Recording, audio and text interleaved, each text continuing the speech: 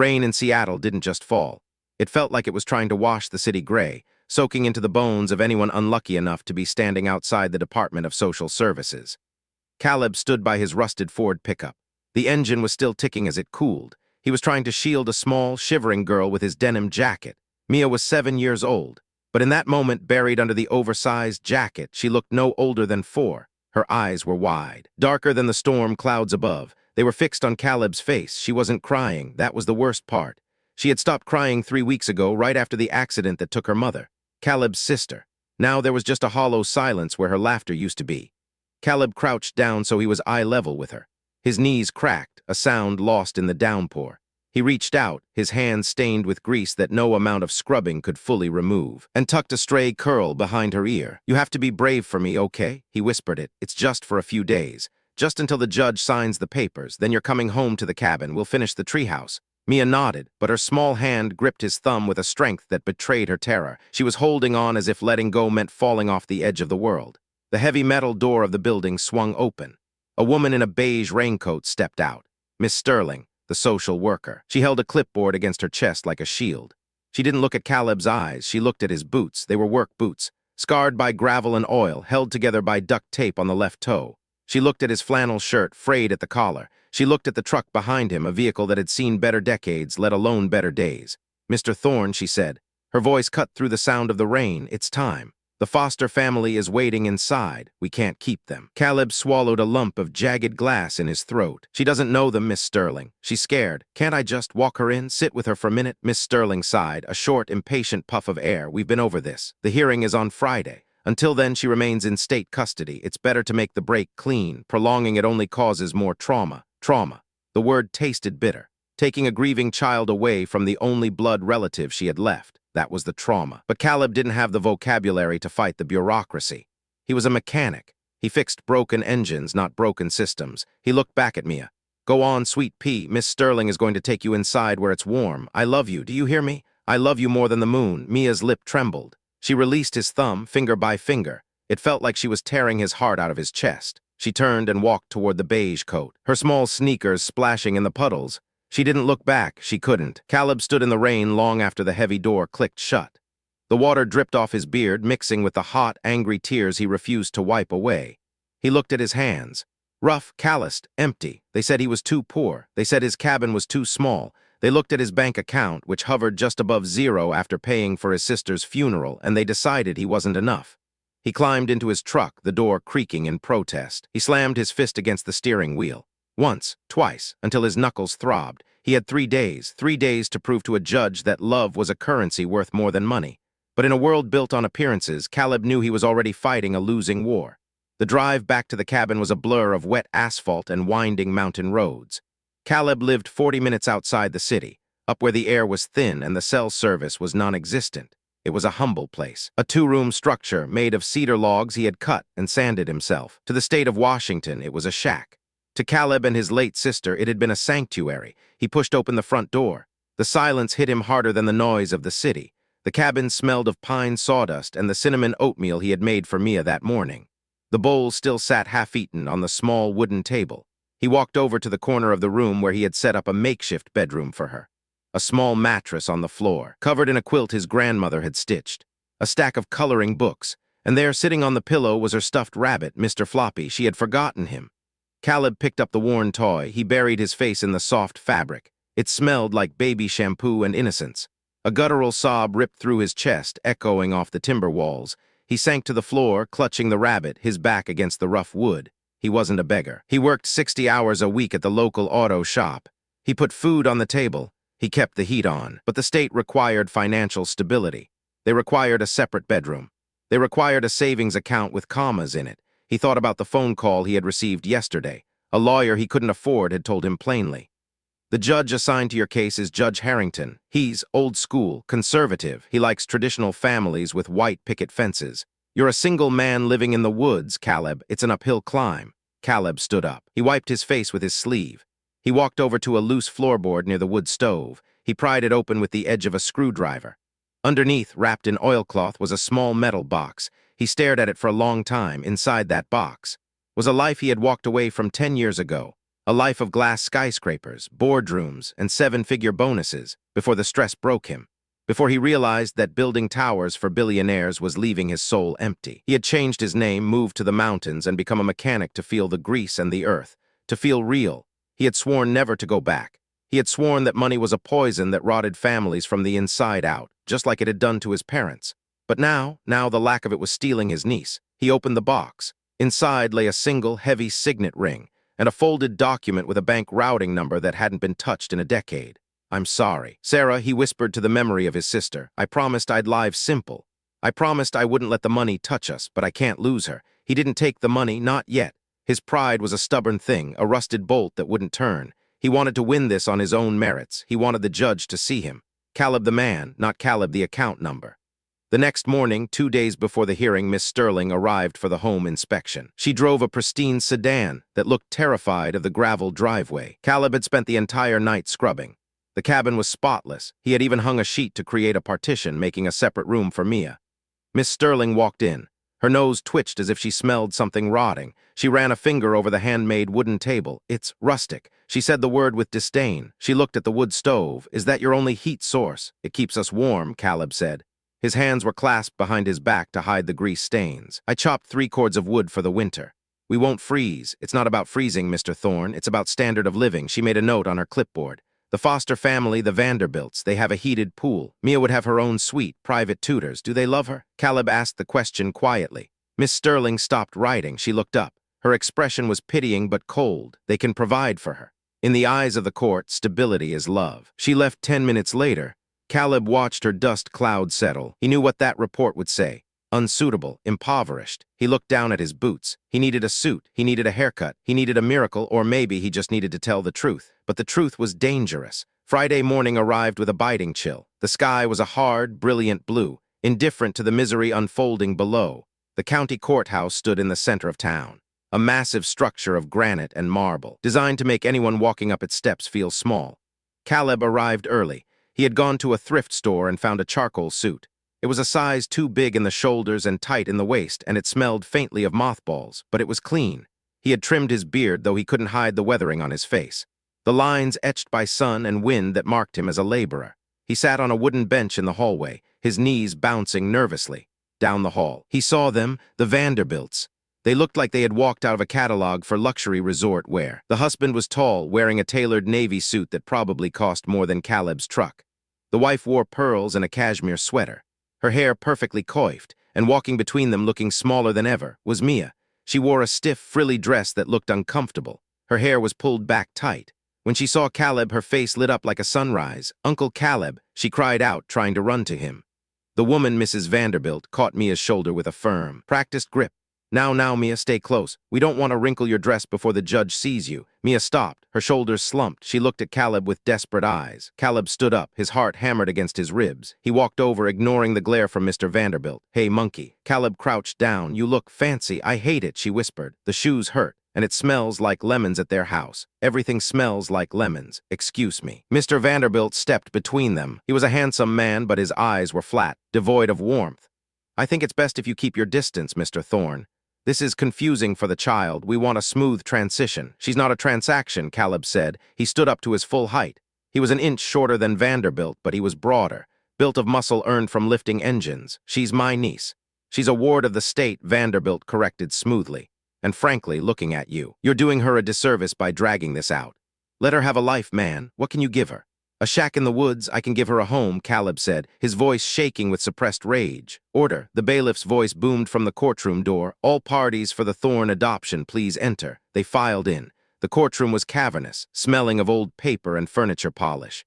Judge Harrington sat high up on the bench. He was a man in his 60s with silver hair and a face carved from granite. He didn't look up as they entered. He was reading a file, Miss Sterling's report. Caleb took his seat at the defendant's table, alone.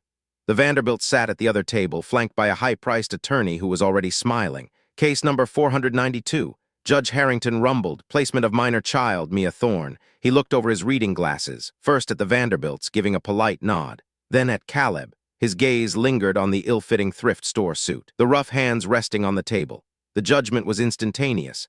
It was in the slight curl of his lip. "I have read the social worker's report," Harrington began, his voice dry. Mr. Thorne, the report describes your residence as primitive, no central heating, inconsistent income based on freelance mechanical work, no health insurance. Your Honor, Caleb stood up. His chair scraped loudly against the floor. I have insurance. I pay for it myself, and the cabin is warm. It's safe. Sit down, sir, Harrington snapped. You will speak when spoken to. He turned to the Vanderbilt's lawyer. Mr. Clayton, your clients are willing to adopt immediately? Yes, Your Honor. The lawyer stood smoothly. The Vanderbilts are pillars of the community. Mr. Vanderbilt is the vice president of First National Bank. They can offer Mia the best schools, travel, cultural enrichment, a future. Harrington nodded. It seems cut and dry. We have a child in need of stability and a family ready to provide it. Conversely, we have a biological relative who, while well-intentioned, is living on the margins of society.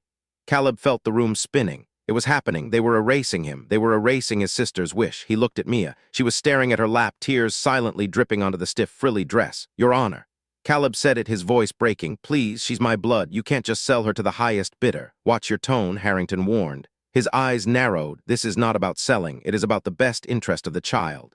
And frankly, Mr. Thorne, looking at your financial history, you are one bad month away from homelessness. I cannot in good conscience place a child in that volatility. Caleb looked at the exit. He thought about the metal box under the floorboards. He had left it there. He had wanted to win as himself. What a fool he had been. I'm going to take a brief recess to review the final financial affidavits, the judge said. He banged the gavel. We will reconvene in 15 minutes for the ruling. 15 minutes. Caleb had 15 minutes to save Mia's life. Caleb burst out of the courtroom doors, ignoring the bailiff's startled look. He ran down the marble hallway, his thrift store shoes slipping on the polished floor. He needed a phone. His cell service was garbage inside the building. He pushed through the front doors, out into the blinding sunlight. He fumbled for his phone, his grease-stained fingers shaking so hard he almost dropped it. He scrolled past the contacts of auto parts suppliers and tow truck drivers, until he reached a number he hadn't dialed in 8 years. Arthur P. Vance, senior partner. Vance and Associates. He hit dial. The phone rang once, twice. Hello, a voice answered, crisp, professional. Arthur, it's Caleb. There was a long silence on the other end. Then a gasp. Caleb Sterling. My God, is that you, we thought. Well, after you vanished, where are you? I don't have time to explain, Caleb said, his voice ragged. I'm in Whitman County, the courthouse. I need you to send a file, right now, to Judge Harrington's clerk. A file? What file? The blind trust, Arthur, the Sterling Estate Trust, the one I told you to lock away and never speak of. Caleb, that trust is worth. It's astronomical. You want to activate it. I want you to fax the affidavit of assets, and I want you to confirm my identity. They think I'm a broke mechanic, Arthur. They're taking my niece. Say no more. Arthur's voice shifted instantly, from shocked friend to shark lawyer. Give me the clerk's fax number. I'll have the documents there in 3 minutes. And Caleb, yeah, welcome back. Caleb hung up. He leaned against the stone pillar of the courthouse, breathing hard. He felt a strange sensation, not relief but a heavy sadness, the anonymity he had cherished. The simple life where people liked him for his jokes and his hard work, not his portfolio, it was over. He was about to become Caleb Sterling again, the architectural genius, the heir, the catch. But then he looked through the glass doors. He saw Mia sitting on the bench inside, her legs swinging, looking so small and alone between the two Vanderbilts who were busy checking their watches. It was worth it. He walked back inside. He didn't run this time. He walked with the heavy, deliberate stride of a man who owned the building, because technically the firm he had founded had designed it. He walked past the security guard, past the whispering onlookers. He entered the courtroom just as the bailiff was calling for order. Judge Harrington was back on the bench, looking bored. Mr. Thorne, he said as Caleb took his seat, I hope you've used this recess to prepare yourself for the inevitable. The court is ready to rule. I have one more piece of evidence, Your Honor. Caleb said it quietly, but his voice was different now. The tremble was gone. It was replaced by a cool, steely resonance that filled the room. Evidence, Harrington scoffed. We are past the discovery phase. Unless you suddenly found a pot of gold, sit down. Just then, the side door opened. The court clerk, a young woman named Sarah, hurried in. She looked flustered, holding a stack of papers that were still warm from the fax machine. Her eyes were wide, darting between the paper and Caleb. Your Honor, she squeaked, rushing up to the bench. This just came through. It's marked urgent from Vance and Associates in Seattle. Harrington frowned. Vance and Associates, the corporate firm. He snatched the papers. The room went silent. The only sound was the rustle of paper as Harrington flipped the page. Then another page. The judge's eyebrows shot up. He stopped chewing on the inside of his cheek. He looked at the paper, then down at Caleb, then back at the paper. He took off his glasses, cleaned them, put them back on, and looked again. The Vanderbilt's lawyer, sensing a shift in the atmospheric pressure, stood up. "Your Honor, is there a problem?" Harrington ignored him. He was staring at Caleb with a mixture of confusion and dawning horror. "Mr. Thorne," the judge said, his voice wavering slightly, "this document. It claims you are the sole beneficiary of the Sterling Architecture Trust. It lists assets in the 9 figures." The courtroom erupted in gasps. Mr. Vanderbilt's jaw dropped. Mia just looked at Caleb, confused. "That is correct," Caleb said calmly. "I stepped away from my firm after a personal tragedy. I chose to live simply. But if this court requires proof of financial stability—" Caleb gestured to the papers. "I believe that should suffice." Harrington looked at the Vanderbilts. He looked at the worn-out mechanic in the cheap suit. He looked at the bank balance on the paper that could buy the entire town 3 times over. "This changes the complexion of the case," Harrington stammered. The silence in the courtroom was absolute. Even the dust motes seemed to freeze in the shafts of sunlight. Mr. Vanderbilt was the first to break it. He leaned over to his lawyer, whispering frantically. But the lawyer just shook his head, closing his briefcase. The game was over. Judge Harrington cleared his throat. He looked smaller now, shrinking behind the bench that had previously been his throne. "Mr. Thorne, or should I say Mr. Sterling?" "Mr. Thorne is fine," Caleb interrupted gently. "It's the name on my niece's birth certificate. It's the family name." "Right," Harrington said, flushing a deep red. "Mr. Thorne, the court apologizes for the assumptions made regarding your ability to provide. These documents clearly show you have the means to care for the child." "With all due respect, Your Honor," Caleb said. He stepped out from behind the table. He walked to the center of the aisle. "I had the means before these papers arrived. I had a warm home. I had food, and I had a heart that wasn't closed off." He turned to look at the Vanderbilts. "You can buy a child a pony or a big house or a private education. But you can't buy the safety of knowing you're with family. You can't buy the memory of her mother." He turned back to the judge. "I didn't want to use this money. I wanted to show you that a mechanic is just as good a father as a banker. But if this is what it takes to get her home, then so be it." Harrington nodded slowly. He looked humbled. "Petition for adoption granted to Caleb Thorne, effective immediately." The gavel banged, a sharp, final sound. Mia didn't wait for permission this time. She scrambled off the bench, her hard shoes clacking on the floor, and launched herself at Caleb. He caught her midair, swinging her around, burying his face in her neck. "Did we win?" she whispered into his ear. "Yeah, monkey." Caleb choked out the words, tears finally spilling over, wetting the shoulder of his cheap suit. "We won, you're coming home." Mr. Vanderbilt stood up, buttoning his jacket with jagged movements. He glared at Caleb. "You tricked us. You stood there looking like a beggar." "I didn't trick anyone," Caleb said, holding Mia tight. "I just showed you exactly what you wanted to see. You saw a poor man. You never bothered to look for the good man." As they walked out of the courthouse, the sun felt different. It wasn't harsh anymore. It was warm, golden. Caleb carried Mia down the steps. He walked past his rusted truck. "Are we taking the truck?" Mia asked. Caleb smiled. "Yeah, it's a good truck. It runs fine." He knew eventually things would change. He would have to deal with the lawyers, the estate, the inevitable news that the famous recluse Caleb Sterling had resurfaced. He would build Mia a new house. Not a mansion, but a beautiful home with big windows and a real art studio for her. But for now, he strapped her into the passenger seat of the rusted Ford. He drove her to the local diner and bought her the biggest chocolate milkshake on the menu.